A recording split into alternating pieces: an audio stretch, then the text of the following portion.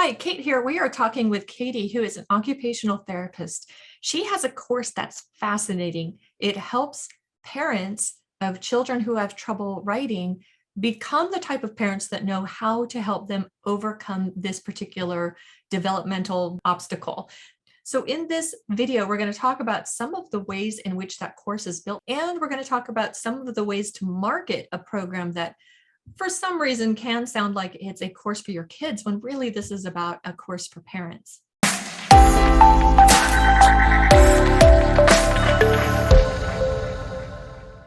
Hello, we are with Katie, and Katie is an occupational therapist. So go ahead and tell us a little bit about this program that you've created. Sure. So as an occupational therapist, I work primarily in school systems. I've spent most of my 22 career in school systems and in pediatrics. So I work extensively with children. And in school systems, occupational therapy tends to focus on the activities of daily living that children need to be successful in school. And of course, handwriting is kind of front and foremost of some of those activities that kids tend to struggle with. Throughout the pandemic and the online learning, I noticed how much parents were noticing their children's handwriting struggles. They were asking for help and they were asking for ideas of how they could work on handwriting at home. So I created this course to help parents help their children. So it is directed at parents for them to be able to learn the words to use, the tricks to employ, and the ways that they can help their child write without sitting down at the table and doing worksheets or plugging away for hours at a time. Awesome. And why is it, like, of all the different types of therapies that you deal with, why is this handwriting one so important to you? Handwriting is so essential to communication, to sense of worth. You know, when I stop and think, our family moved across the country to Arizona and we love exploring out in the wilderness. And one of the things that we love to find is some of the undocumented petroglyph sites. Mhm. And so seeing somebody's written work from years and years ago, when I was college age, working for a whitewater rafting company back in Maine, I loved to explore the handwritten papers that were left in this old inn that the company that I worked for had, and reading people's accounts of life, reading their notes to each other. There's something very magical about a piece of paper with writing on it that can't be conveyed with typed work. It can't be conveyed with recorded work. There's just something so essential about handwriting, and it tells such a story about the person who wrote it. So I'm very passionate about that process just for that reason. But then the therapeutic side of me is passionate about it because there's parts of the brain that are activated by the process of handwriting. So when children are actually engaging in that, there's something very therapeutic about it that really helps them in their learning journey versus the accommodations that we put in place, such as typing, speech to text, that are absolutely valuable, but the handwriting has a place too. Yeah. So you see handwriting as part of voice and part of, like, maybe something that people have touched and left behind, a part of that person. Part of a legacy. Yeah, I can see that. What is the usual age that children are dealing with the handwriting struggles? So I see kids all the way from kindergarten up through even into high school. For the most part, their challenges can really be changed, and we can really make the biggest impact in that kindergarten through third grade age band. Now, beyond that, we certainly can make an impact, but the child has to be invested too. There has to be that buy-in from them that they want to change, or else it becomes much more difficult.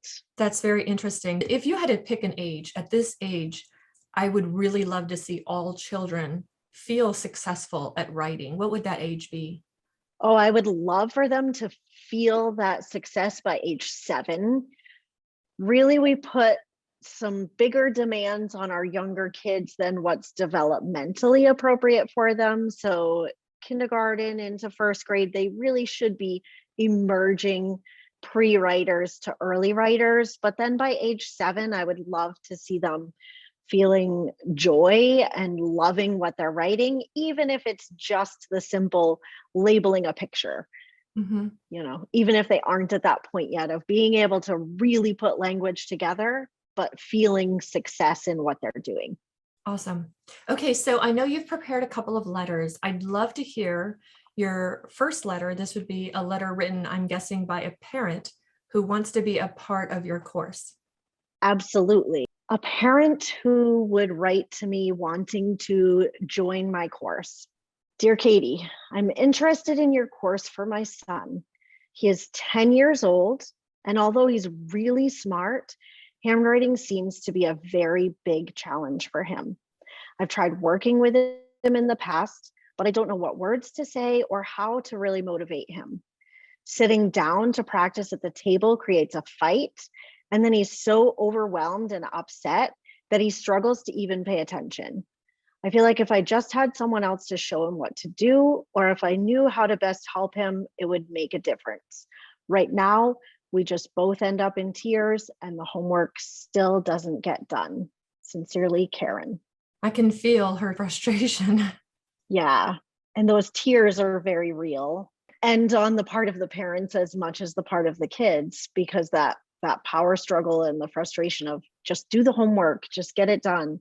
Why can't you just write it neatly? Let's erase it and do it again. And then it becomes just that back and forth struggle. Yeah. So let's go on to the second letter, which feels usually a whole lot better. So, Absolutely. Let's talk about that one. All right. Katie, my daughter didn't even realize she was learning when we started using your activities and ways of using writing throughout the day. She was so motivated to complete the fun game like letter practice that I noticed a huge difference in her confidence, and that carried over into her doing homework and other times she needed to write as well. She reports being happier at school and not feeling like her writing is so messy that nobody can read it anymore. The glow in her face when she shows me her work is absolutely priceless. Thank you. Sincerely, Amanda. you used the word magic in there, right? I do feel Yeah, like we were talking about this. I feel like there are some scientific reasons why your therapy works, but we don't need to absolutely. talk about this. So parents just see it as like, you know, magic. Absolutely. Yeah. And it's always kind of surprising, I think, to them that what we do might look an awful lot like play. I've often said that I'm so blessed to be an occupational therapist because I get to play all day long. But there are reasons behind the activities that I choose. There are pieces of it that absolutely correlate directly back to the writing, but the kids see it as fun, the parents look at it as play, so they don't necessarily understand how we got from that to the success in writing. Yeah. And I think that's very key for making changes. Like you said, there's some brain engagement that's going on. Our brains thrive when we're at peace and having joy. Our brains have trouble when we feel frustrated. It's Absolutely. very hard to take a child who's frustrated with their homework and make them do it through the frustration. It Yeah, often does not result in good gains in the brain. Though it can help them develop discipline, it does not generally help in improving brain function. sure.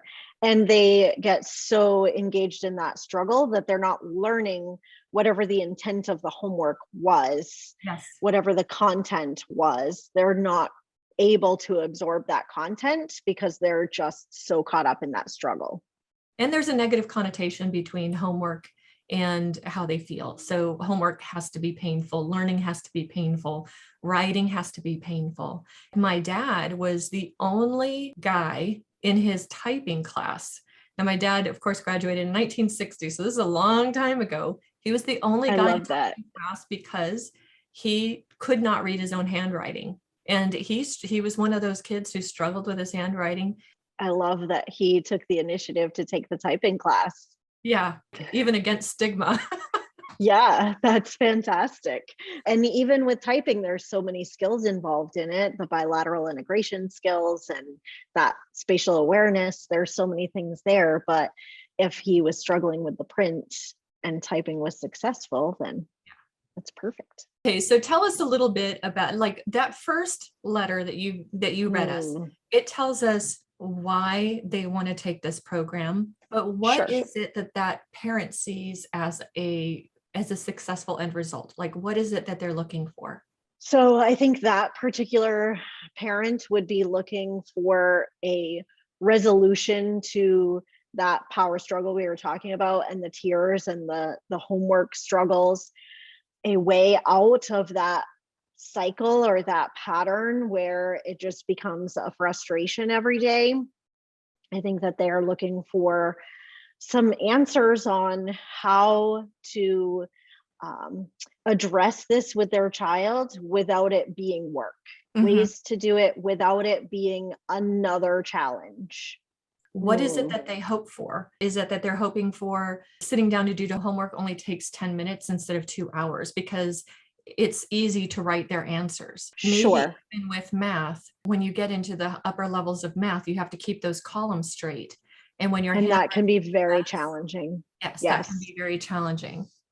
Oftentimes kids struggle with math because they can't read their numbers as Mhm. well. And so they are adding, subtracting, whatever numerical operations they're doing incorrectly because they're not reading their numbers correctly. They are so messy that they're really hard to read. So I think that parent is really looking for either shortening that homework time, possibly looking, I have a 10-year-old son. I want him to be able to do his homework independently. I don't want to have to sit down next to him and help him through that and say, no, we need to erase that. No, let's try that again. I can't read that. I want him to be independent and successful on his own. Yeah. And I think that that's something that that parent is really looking for, but Yeah. isn't sure how to take those steps to get there. I think one thing that that woman said in the first letter is, my son is 10 and I know he's smart. And so it's Smart. this fact that he's smart, but he's not able to demonstrate how smart he is because the barrier is he can't write very clearly and he feels like a failure in writing. Absolutely. Yeah. Brilliant kids. It's not a sign of their intelligence. It's that disconnect in their motor skills. Yeah, I had an after school program that I worked at when I was in my early 20s. And I had one specific month that stands out in my head quite a bit because in that same month, I had two boys come into my program at 14 years old who couldn't read. And it literally took about a month's time. They were both in seventh grade. They were both 14, so they both should have been in ninth grade. Mm, It took sure. me about a month to get both boys to read. 1 month. Their fact that they couldn't read was not indicative of any lack of intelligence. Both of them had an emotional block to reading and they didn't Mhm. see themselves as successful. And I think about how difficult it must be to go through 14 years, several, almost 10 years of Yeah. school and feel like a failure every single day. What does that do Yeah. to a person to feel so dumb or stupid and it's not truly who they are? It's almost like being trapped. Yeah. They really have so much to share and so much to give the world, but they can't get it all out. Yeah. And they feel maybe dismissed and signed off and nobody wants to spend the time. So I would that every child could tap into their brilliance because I do believe every child has something amazing and has a voice that needs to be shared. So I think that's one of the Absolutely. beautiful Yeah. things about your program. I'm so excited that we can Oh, thank you. prevent, these children from seeing themselves as unsuccessful at such a young age. Yeah. Absolutely. And seeing themselves as more of an integral part of everyday life is a really big part of the program that I developed. So instead of let's sit down to work on the homework together, it really encompasses all the parts of normal family life. I'm a mom of 4 kids. I know how busy life is. I know that I don't have time to devote to the things that I should, let alone the things that I want to. So I really worked at finding ways to help families put this together so that they can use it without having to stop what they're doing. So it's time to do chores. You need to make your bed. You need to take out your trash. You need to put away your laundry. We're going to write down those things and then we're going to cross them off as we do them. That's brilliant. And I think that is why your course is successful. I want to talk a Yeah, little bit about what you're doing that makes your course successful, like how you're making it into play. absolutely. So I've included in the course some little video clips that are intended to really help parents to be able to model what they're doing with their children after what I do in a typical session if I'm providing direct occupational therapy services, really empowering the parents to become the therapist at home. So I used my own two younger children as models in the videos, and we demonstrate things like doing some silly stretches before working. So for children who are able to sustain for a few minutes and participate in those handwriting tasks, paper, pencil, some silly stretches to do before, during, after. We model those. We did shaving cream. So spraying shaving cream on the kitchen island. They're sitting in the stools and making their letters in the shaving cream. It was perfect. They even made some mistakes and I was able to correct their mistakes as we worked and show how we would do that practice in a multisensory way. Likewise with Play-Doh. I love doing Play-Doh letters with kids. And there's even downloadable materials included in the course. I made an entire alphabet set so that parents can download and print those. They can laminate them if they want to, or just put them inside page protectors. And then when you roll out Play-Doh, you can practice your letters on top of those. So they have that perfect model to work over. So lots of fun ways of addressing letter formations and building that awareness of letters. For the younger kids who don't yet have that really solidified concept of what each letter is and how to make it, it's really essential that they practice that over and over and over, but in as many ways as possible that are not paper and pencil. So what are some, you like sand and Play-Doh and shaving Yeah, cream? I love the absolutely. idea of shaving cream. Shaving cream. Yeah. Yep. I love having kids use their whole bodies. So we lay down on the floor and stick our feet up in the air, both feet together so that they're moving together as one unit. And then you can also do it one at a time. So you're activating different parts of the brain. But we practice making the letters with our feet. We practice skywriting with our hands. Sometimes we'll even pick, for example, a window can be a really good outline so that you have lines to write on. And so standing a certain distance back, let's start at the top line and we're going to go to the bottom line. And we practice that just skywriting in the air so that they're getting that visual sense of where those letters are supposed to sit. They're using all of those big muscles in their body. They're not being forced to write with a pencil. That's awesome. I love how you're making it fun, because we talked about this. A brain likes and learns when it's having fun and when it's playing. That we learn a lot from play, and that Absolutely. is amazing, because when we're frustrated and forcing ourselves to write, willpower doesn't work. We have plenty of studies that say willpower doesn't work. You have a negative association with writing, which is damaging long term, and your brain does not do well in those situations. It does not, it's not like open to receiving, new knowledge and stuff. And so it just clogs up the whole learning process. So It I sure really does. love that you're doing that. Absolutely. And a lot of the best handwriting programs out there do use similar letters together. So you're practicing those same strokes over and over and over again, but then just changing part of it. For example, C, A, D, G, all start with that C shape, and then you're going up and back down. It's just a matter of how far up or how far down and what you do from there. So practicing those similar strokes together can really help solidify that motor pattern. I always say that kids need to be able to write with their eyes closed. So many of our kids are drawing their letters, not writing their letters. So they have to be able to see a model, and they're literally copying it as though they're copying a drawing, not feeling that motor pattern and the automaticity of it. That's one of the things that I thought was surprising when we talked earlier, is the fact that for them, it isn't an A shape, it's a picture that they're copying. Absolutely. So I often explain to parents in IEP meetings, when I'm explaining these difficulties to them and trying to explain what that means, that their child is drawing their letters, that it would be the same as me writing in a language that uses different symbols. So for example, I know that Chinese letters look very different from our letters. I don't know Chinese and I don't know their language.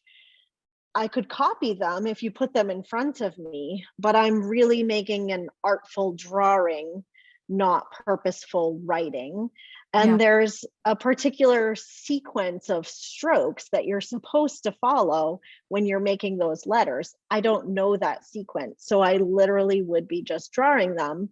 And that's what I see a lot of kids doing with their letters. They're doing things that don't even make sense. You know, one little segment here, one little segment there, putting all of these little pieces of the whole together. Like you said, it's removing the motor skill. And because it's removing the motor skill, you're taking away that part of your brain that does it almost subconsciously. So, Absolutely. And if they're so focused on how to make those letters and how to form every single one, they've already lost what it was that they wanted to say, or the answer to the question, or whatever the assignment was.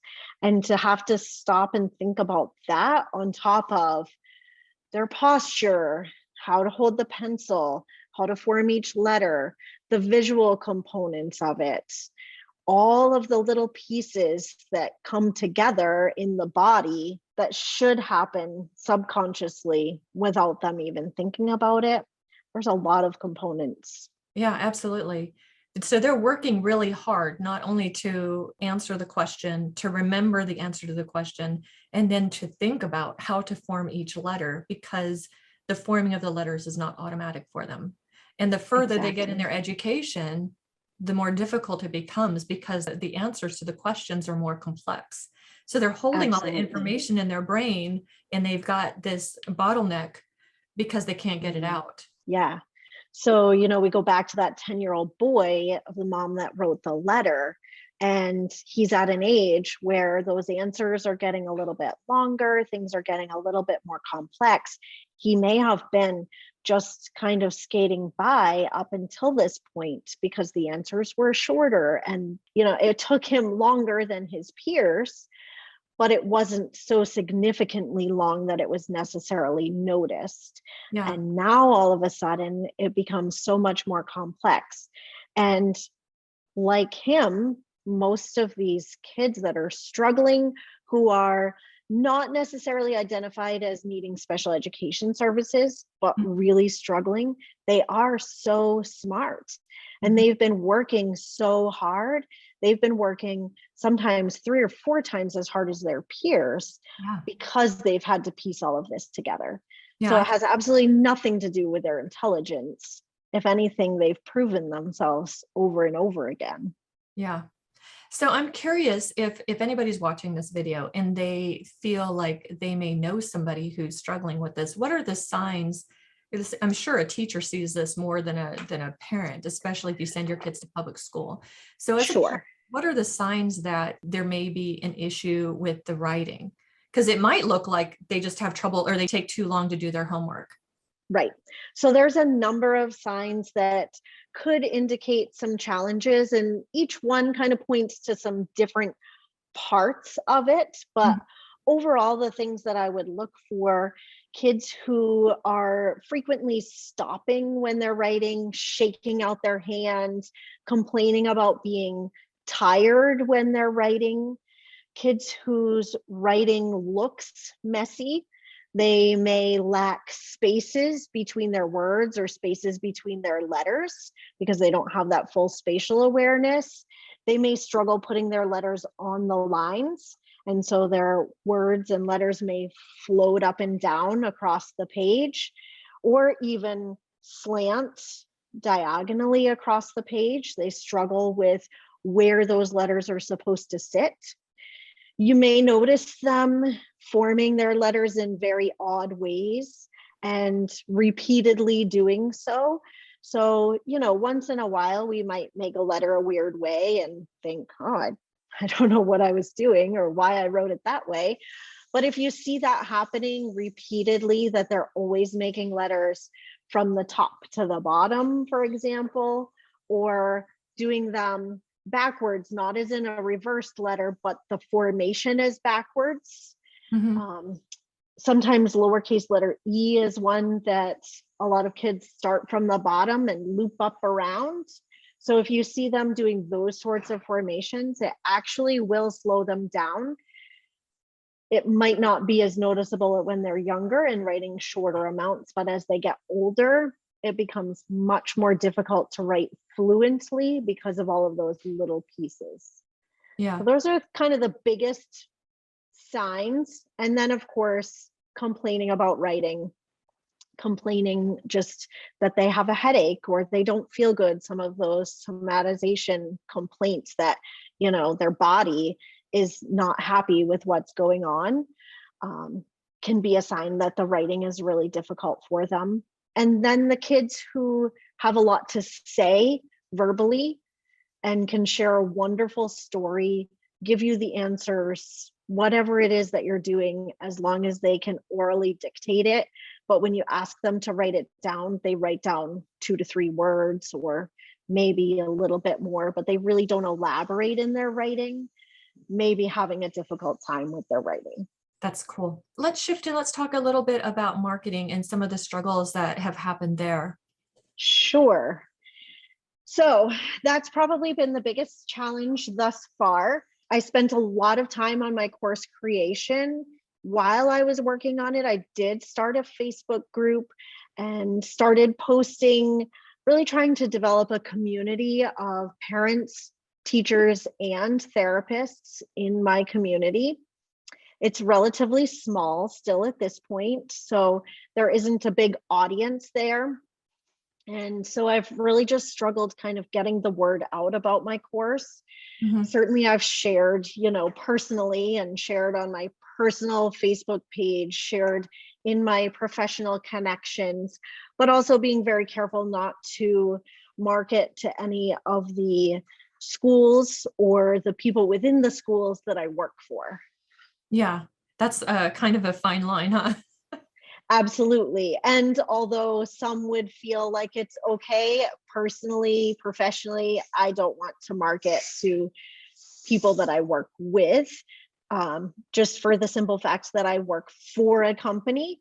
And Yes. so if I were just purely self-employed, then that would be one thing. But working for a company in my day job, I don't want to cross lines with that. Yeah, and let's be clear that there are some options. Like if you are a parent whose child is really struggling in some ways, there can be occupational therapy available through your school. And that Yes. could probably take care of a lot of this, and they would get a lot of what you're talking about. But you created the course because there's a lot of parents whose children struggle, but they don't necessarily qualify, or they might be homeschooled, or they may have some other issue that makes these services not available for them. Exactly. I do a number of evaluations in my job. I work for many different schools, and providing evaluations is one of the biggest parts of my job. So I sit through sometimes 35 IEP meetings in a week, and hearing parents who are just like the woman in my letter, whose child is struggling, but we go through all of the evaluations. The school psychologist reports that they're very intelligent, that their academic skills are on par, speech therapy and the language pieces are on par. And then we get to the occupational therapy piece, and I report on their struggles with handwriting. But in schools, occupational therapy is not a standalone service. So the child has to qualify for special education, either with the resource or other program developing academic goals, or speech therapy. If they qualify just for speech therapy and have an IEP, they can have occupational therapy as well. But there are so many kids who don't qualify for those services, but could truly benefit from OT. Yeah, and let's be honest, like if my child was going through occupational therapy for their language, for their writing, I might want to actually also know what I need to know in order to help them also. Because I'm Absolutely. guessing there may be some attitudes that parents might have that could unintentionally make the struggle worse. And maybe they were brought up to, this is just a phase, and to be dismissive of it, or maybe there's a stigma, so I don't want to put my child through anything like that, and so I'm not going to give them the help they Right. need because I don't want my child to have that stigma. Or they feel like Right. it's just a discipline problems. They're completely capable, so they just need to sit down and do it. So Yes. unfortunately, we can sometimes have attitudes, even though we love our children, that could Yeah. potentially cause them to talk to their psychiatrist in 30 years. So I'm completely aware of it's, this. it's very true. And, as parents, we often think, well, just do it. Just do it and just do it right. Why are you doing this? And, we don't necessarily take the time to look at all of those underlying pieces and why it really is challenging and Mm, how we could help at home. And some of the pieces of this course really would be beneficial for those parents who may have an occupational therapist treating their child at school, but at home, they still don't have the words to say, and they still don't know what things to do to support their child's development. So often there's very little communication between the school IEP team and the parents. There's mm. a really big disconnect there.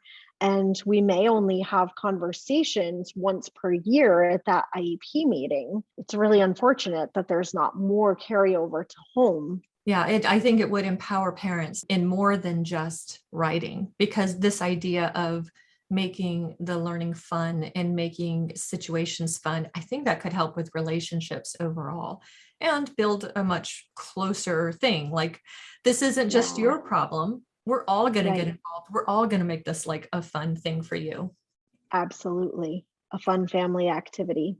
One of my favorite suggestions is to get the whole family involved in making a family meal and writing out the recipe, writing out the grocery list, making a menu to put on the table, as well as little name cards to put on the table, and really making a big deal out of doing the whole process from start to finish. So when it comes to marketing, I think it's a lot like putting together your course, in the fact that it could also be fun. If you put your children in as models through this, you probably had a lot of fun with this too, right? Yes. Yes. So it bleeds through on the videos, and that's great. The same with the marketing. Like, how can you have fun with marketing? How can you enjoy this and see it as an experiment? So all the things that haven't worked so far are great because they give you data about what isn't hitting with people. And it could be that it's the wrong people, the wrong time. It could be that it's the right people, but the wrong time right now for them. And the other part too, I think that there might be, like you said, a lot of people who are unaware that their children are struggling. So, Yeah. putting out some posts about what to look for, so people might read that and say, oh, that's really cute. This woman is helping people. And Sure. the cool way she's helping people. And it might be a week or two later that they're like looking at their child going, oh my goodness, maybe I'm one of those people. Because it Mhm. wasn't until after we talked that I went and I told my dad all about you, because I'm a caretaker for my dad. So we talk all the time. And we had Right. a conversation about how my dad struggled. Because here I am thinking, oh, it's really cool you help people. I never even thought about my dad's struggles with writing until Right. after I went and talked to him and he brought it up. And so it's interesting that people might read what you have to say, but it might take time before they see Right. it in their own lives. That makes sense. I do think that Yeah. expanding your marketing to, kindergarten, first grade teachers, if you can get into some of those groups, because they could Mhm. recommend it as a resource to parents. Yeah, absolutely. And I had the idea to kind of take my course and tweak it a little bit to direct it towards teachers and other therapists in how to get parents involved and how to develop that carryover to home. So there are some ways that I could add to my course to make it a little bit more directed towards those groups while still maintaining the parent course, but kind of giving those tools to other professionals to help identify parents in need. Yeah. And what are you doing for a lead magnet? Currently, I have a newsletter that I created. I have several of them now that have some great free activities so that they're able to get those. And then I periodically send out some other free activities as well. On my website itself, I have a mailing list sign up where if they sign up there, they would get that same downloadable material. But getting people to get to the website is where I'm kind of stumped. Yeah, and that might be where you use the lead magnet. So the lead magnet, not just hiding it, not just hiding it in your Facebook group or hiding it on your website. For instance, let's say that you had a lead magnet, 10 ways to raise joyful writers, or 10 no tears methods of writing homework. So you did it something like that. And maybe you could have the same lead magnet, but give it multiple names to see what works. And then put it out on some posts with Facebook. Or if you are talking in a mom's group and you happen to run into somebody who is struggling with their child doing their homework, and you say, well, what is it they're struggling with? And you hear that it's about writing. Have you considered that it could be the writing that's being a problem? Because they may not recognize that that's the problem. They just know that homework, or maybe their math is all over the place. Their writing is sloppy. So promoting that in those places. I have something for you. I have my free, downloadable and no tears homework solution, whatever it is.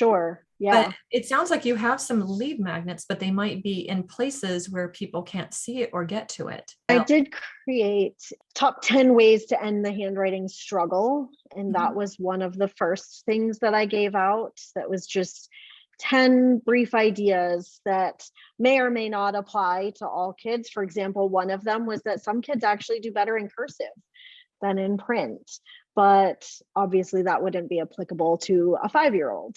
But kind of top 10 ways to just, put those quick little strategies out there. You could play with the way that you introduce it, the way that you talk about it. You could stay the same lead magnet, but experiment in the ways that you talk about it. And then your profile, does your profile take you to the lead magnet? Currently, my profile has my website on it, as well as my new business email and all of that. So it does have that, as well as the Facebook group that I developed. But it doesn't directly have that particular downloadable material saying, hey, I have this free for you.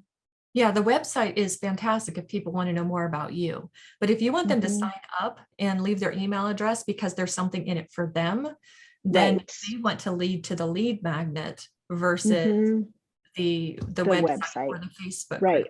Furthermore, if you sign up for the lead magnet, you can send them a follow-up email that says, if you want to have more conversations, join my Facebook group. If you want to see more about the course, check my.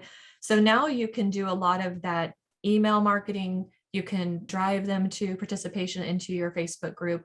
And that's going to get them into this community of what all the things that they can learn in order to create this better relationship with their kids and get their kids to enjoy writing.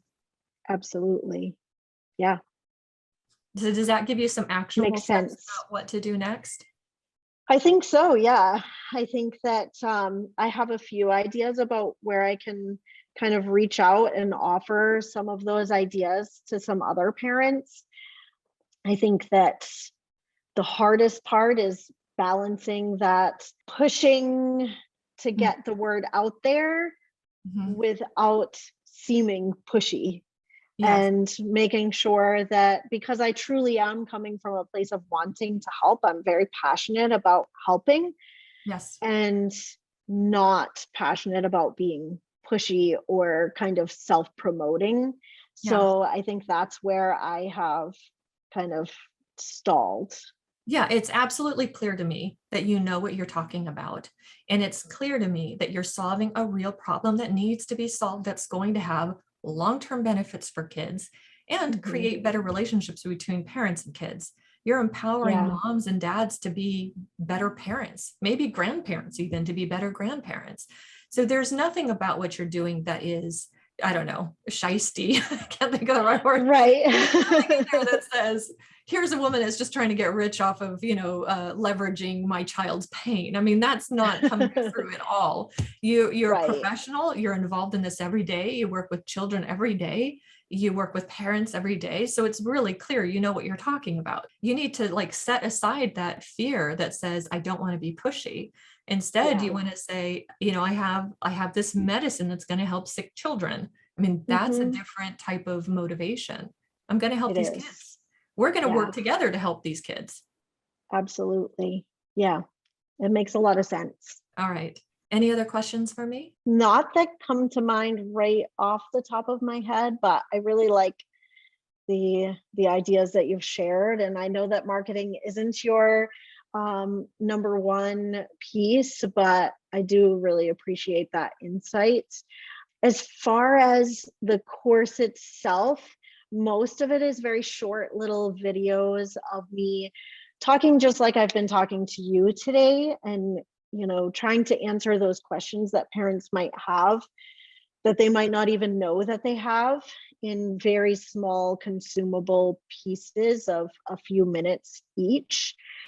Do you have any other recommendations of something that you would include in the course, or ways that you would change that, even not knowing yet, because it's not been used or had people going through the course yet to know their feedback? Are there any other thoughts that you have on that? I don't know the content that's in your course, but I have this framework that I wrote up for a different person. And the framework I think would work kind of well for you as well.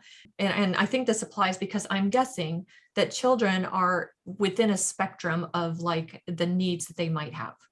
Sure, So absolutely. without thinking of diagnosing the children, there Hmm. may be hope for the parents to recognize like how much help my child needs, whether we need to go like, okay, no pen to paper at this point because they are traumatized by it, versus Right. let's buy my daughter pretty gel pens because she It's doesn't motivating like, and yeah, because I can get her right if I can motivate her. So the pretty pens will work for her. Well, if somebody else was like, oh no, that would traumatize her. So right.